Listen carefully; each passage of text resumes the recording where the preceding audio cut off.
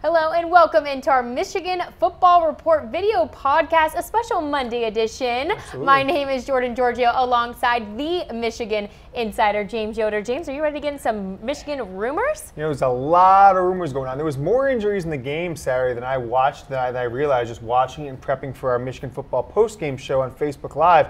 But it sounds like a lot of guys are injured. Michigan went into the game with six key contributors that were injured, lost a few more guys that had to leave the game with injury. So we're going to talk about that. We're going to talk about whether Wilton Speight returns this week, Karan Higdon. We've got a little bit of Jim Harbaugh coaching rumors going around there about maybe people in the future. And then another SEC quarterback that was a 5-star out of high school, rumored to be transferring. Could Michigan be a destination? People might be talking. All right, let's go ahead and start with rumor number 1. But first, we want to go ahead and tell you guys what our rumor-o-meter means and how many heads each Harbaugh heads, right? Harbaugh heads mean. So 0 Harbaughs equals totally false. 1 Harbaugh head means small shred of truth.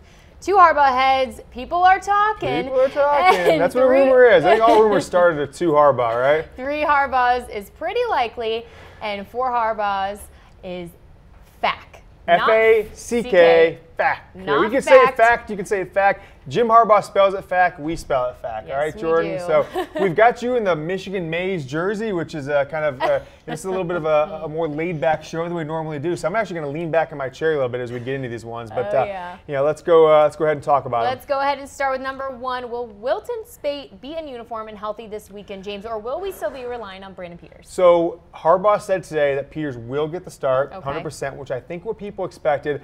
I don't know if anything's changed from what I think the original projection was 4 or 5 weeks ago.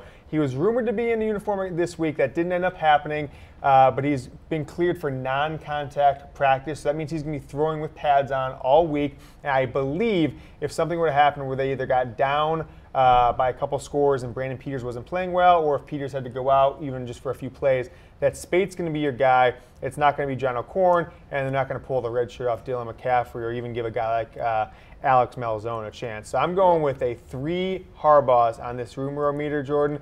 I think that means it's pretty likely. It's pretty likely he's going to be in uniform, healthy.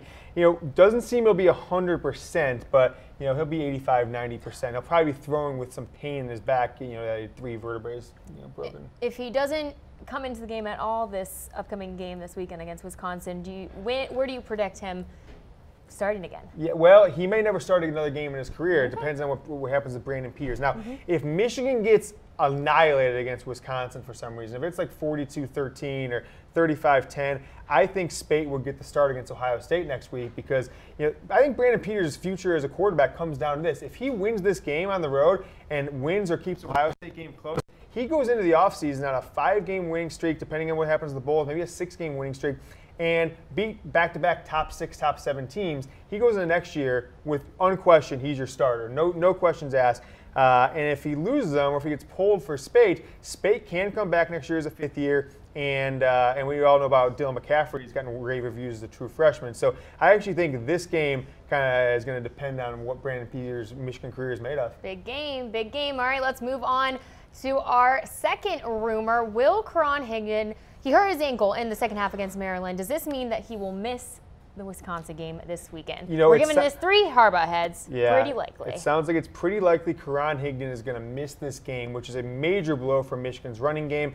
Now, Chris Evans had a little resurgence in the past few weeks, and that's fine. And we've actually seen Kareem Walker for the first time. But Ty Isaac has missed the last couple games. Now we've got Karan Higdon left Michigan's game against Minnesota with injury. I'm sorry, Maryland with injury. And if they don't have that, you've probably got lost 2 of your best 3 guys. You have no wide receivers making any plays, and so Brandon Peters is going to be relying on a running attack of Chris Evans against Wisconsin's massive defensive line, or Kareem Walker, your 4th-string guy. No wide receivers that can really do anything. And so what does that say about this game? That says if they score 17 points, you're going to feel lucky. Or if Brandon Peters just comes out of his shell and Jim Harbaugh has been hiding some things, then maybe you've got a better chance to score points. But last year's game was 14-7, Jordan. If it gets past that by either team, I'll be surprised. They're both predicated on defense, and neither team even though Wisconsin's quarterback Hornbook has been a multiple-year starter, he's never been one to light up the scoreboard. Now, Wisconsin's got a great running back. We'll see what he does, but Michigan's going to have to keep this game close with their defense. Okay, hoping Higdon's back and healthy. And let's go ahead and tell the people what 3 Harbaugh heads means is that it is pretty likely he will miss the Wisconsin game, unfortunately. So let's go ahead and tell the people, though, what other Harbaugh heads mean. 0 Harbaughs means totally false. 1 Harbaugh is a small shred of the truth. 2 Harbaughs are people are talking. 3 Harbaughs are pretty likely. And 4 Harbaughs are a fact. F-A-C-K, fact. I think you just got to spell it out. I don't even know what to say it. It's F-A-C-K. 4 Harbaughs. That means it's happening. That's how Jim Harbaugh spells it. That's how we're going to spell it. Yes, it is. All right, let's move on. Okay, James, what about this? Harbaugh, is he going to pursue Mike Hart under Indiana's coaching staff to join Michigan next season? So this is actually a really interesting one because of their history. All right, so think about Mike Hart in the 2007 season. Jim Harbaugh takes the job at Stanford. He makes kind of a little bit of a comment that a lot of Michigan people didn't like, that Michigan allows, they're not a real academic power when it comes to football because they let players, take classes that aren't necessarily challenging, let players slip by, and Stanford didn't do that. And Mike Hart went as far as saying, I wish Jim Harbaugh never played at Michigan. He's not a Michigan man. And so I think, people hold grudges in life. You're going to try and keep me out of this job. You're going to sully my name. Jim Harbaugh might be thinking that. But what we're seeing now is that Michigan has really lost some key guys in Jed Fish and Tyron Wheatley, who went on to UCLA and the NFL respectively. And I don't think that Jay Harbaugh, Jim's son, is getting it done. So Michigan every school in the NCAA can add a 10th coach this year, right? So it's a new rule. So whether Michigan's going to add on offense and defense is way to be seen, but I think their defensive coaching staff is pretty dang good right now. I don't know if they've got to add anybody. So the question will be, will they remove Jay Harbaugh, put him in another position? Let's say, would he be your special teams coach again? Would he go back to tight ends? Would he try something else? I'm not sure, recruiting coordinator maybe, and bring in Mike Hart, who's kind of rising up the coaching ranks pretty fast, just turned 31 years old, I believe, and bleeds Michigan through and through. So it sounds like this is, I can't remember what we did with this. Is this 3 or 4 Harbaugh? 3 Harbaughs. It's pretty likely. Yeah, it's pretty likely. So this is pretty likely, and I've heard this from multiple sources that he's really impressed with Mike Hart, and that he's really been impressed with what he's done in his career at Eastern Michigan and now Indiana. Has Hart mentioned anything about the rumor itself? No. So Hart's never going to address it. You never talk about a job before the season's over. I don't think you ever talk about a job until you get the job, right? Until you're signing those papers. So Hart's not going to say anything. These are mostly coming from people who know either the Michigan coaching staff or Mike Hart and kind of what their feeling would be if they were offered the job. Now, what about Michigan itself? Has he said anything about Michigan? No, and again, the only thing that he said is Chet Sports' own Tom Downey asked him on a conference call recently if Jim Harbaugh offered him a job when he took over. He said no. So he didn't get contacted the first time around. He might get contacted this time around. So I think he's at least going to have the conversation. And I think what that signals is that one or more Michigan football coaches on the offensive side will either be moving on or will switch around what role they cover. Okay. Moving on, our next rumor. Michigan lost a couple of notable injuries against Maryland, and specifically defensive stars Rashan Gary and Lavert Hill.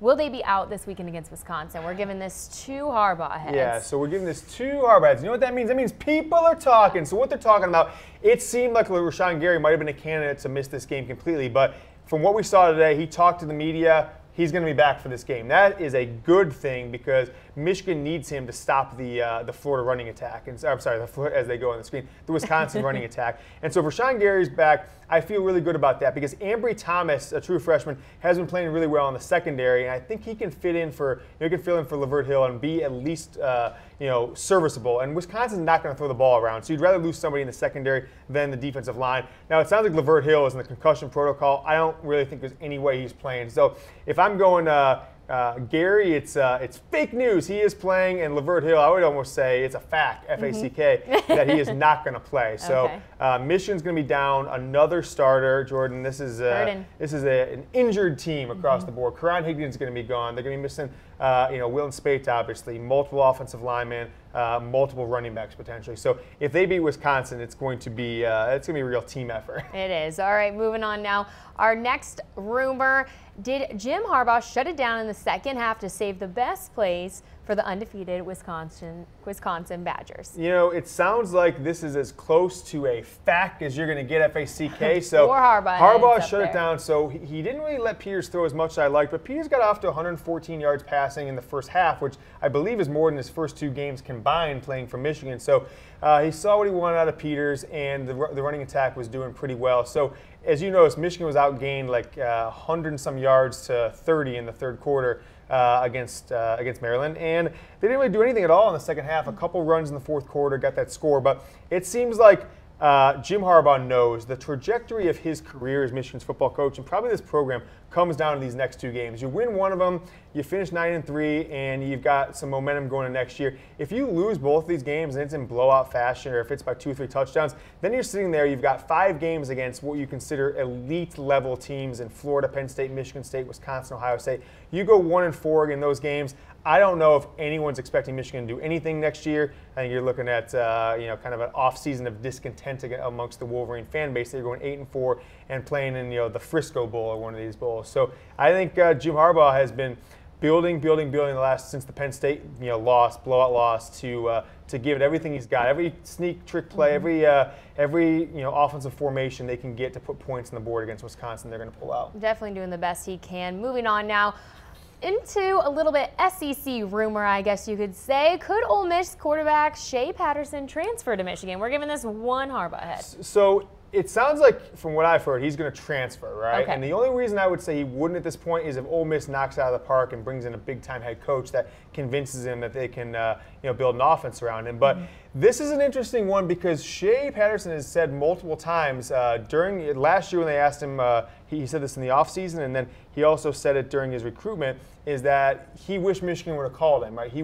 said even at one point he wanted to play for Jim Harbaugh, but Michigan actually never recruited him. He was a 5-star. He was as highly rated as you can get. Not sure how he ended up at Ole Miss. That's probably why they're going to go on, they're on probation, have all these trouble, because they were more than likely, some tactics that you don't like in recruiting led to Shea Patterson being at that school. But he's going to look around. He'll probably look around other SEC schools. Potentially Ole Miss could block him, but I'm not sure how it works with the sanctions if they don't have that power anymore.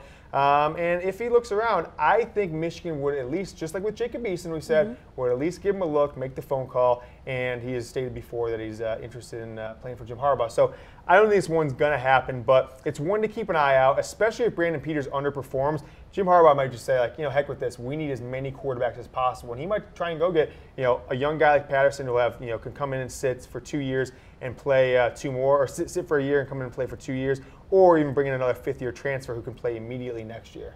Well, small shred of the truth that Ole Miss quarterback Shea Patterson could possibly transfer to Michigan. All right. Well, that is all the time we have for you guys today. Go ahead and subscribe to our podcast, and we'll be back Friday. This is the podcast, Jordan. So if you're watching, you better be subscribed. There, right? Yeah. Give it a 5-star, and then we're going to be back, you were about to say, Friday. We'll be back Friday with another Michigan football report. But until then, for Jordan Giorgio, James Yoder, go Blue.